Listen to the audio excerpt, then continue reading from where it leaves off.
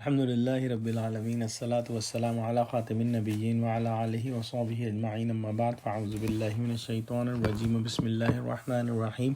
قال الله تعالى في سورة النساء وما لكم لا تقاتلون في سبيل الله والمستضعفين من الرجال والنساء والولدان الذين يقولون ربنا أخرجنا من هذه القرية الظالم أهلها وَاجْعَلْ لَنَا مِن لَّدُنكَ وَلِيًّا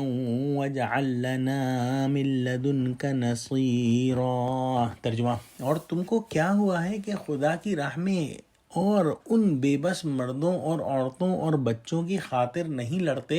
جو دعائیں کیا کرتے ہیں کہ اے پروردگار ہم کو اس شہر سے جس کے رہنے والے ظالم ہیں نکال کر کہیں اور لے جا، اور اپنی طرف سے کسی کو ہمارا حامی بنا اور اپنی ہی طرف سے کسی کو ہمارا مددگار مقرر فرما۔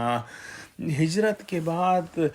جو صورتحال پیدا ہوئی تھی وہ ایک لحاظ سے تو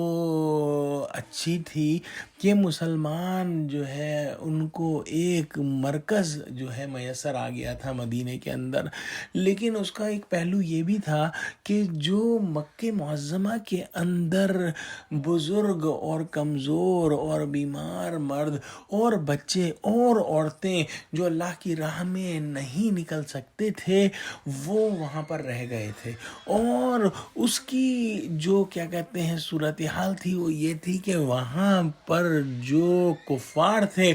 وہ ان کو بہت ستاتے تھے اور وہ چاہتے تھے کہ یہ مسلمان کافر ہو جائیں۔ لہٰذا اس آیت کے اندر دو وجہ سے مسلمانوں کو کافروں سے لڑنے کی ہدایت کی گئی ہے اور بتایا گیا ہے کہ یہ ضروری ہے۔ پہلی وجہ تو یہ ہے کہ اللہ کے دین کو بلند کرنا ہے اور اللہ کے دین کو غالب کرنا ہے، اور دوسری وجہ یہ ہے کہ جو لوگ مظلوم ہیں، مسلمان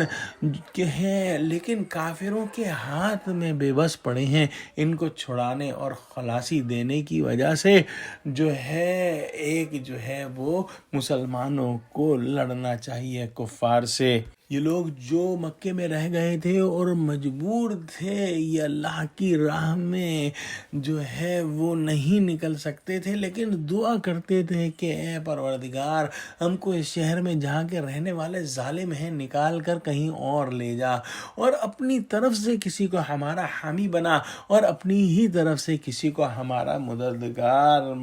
جو ہے وہ مقرر فرما۔ اللہ سبحانہ و تعالی نے ان لوگوں کی دعا قبول فرما لی۔ نبی کریم صلی اللہ علیہ وسلم کے ہاتھوں مکہ فتح ہوا اور آپ نے ان سب ضعفاء کی مدد فرمائی۔ پھر آپ نے اپنے صحابی عتاب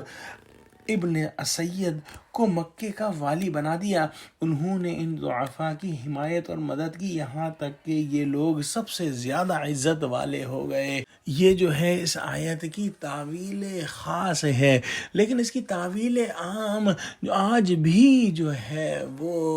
ہم دیکھ سکتے ہیں کہ اگر کہیں پر ایسے حالات ہیں کہ مسلمانوں پر ظلم ہو رہا ہے اور مسلمان جو ہے کمزور ہیں اور ظالم ان پر ظلم کر رہے ہیں، تو یہ آیت آج تمام مسلمانوں کے اوپر لاگو ہوگی کہ ان کو ضرور جو ہے ان لوگوں کی جو کہ مظلوم ہیں، مجبور ہیں اور کافروں کے ظلم کا شکار ہیں، مدد کے لیے نکلنا پڑے گا۔ اور پہلی وجہ تو ہمیشہ کے سے ہے اور ہمیشہ رہے گی کہ اللہ کے دین کو غالب کرنے کے لیے جدوجہد کرنی ہے اور اس کے لیے اللہ کی راہ میں نکلنا ہے۔ دعا کرتے ہیں کہ اللہ ہم کو قرآن کا فہم عطا فرما اور ہم کو ان مسلمانوں میں شامل کر لے جو تیرے کلام کو پڑھتے ہیں، سمجھتے ہیں، اس پر ایمان لاتے ہیں، اس پر عمل کرتے ہیں اور اس کو آگے پہنچاتے ہیں۔ آمین۔ وآخر دعوانا الحمد للہ رب العالمین۔ السلام علیکم ورحمۃ اللہ وبرکاتہ۔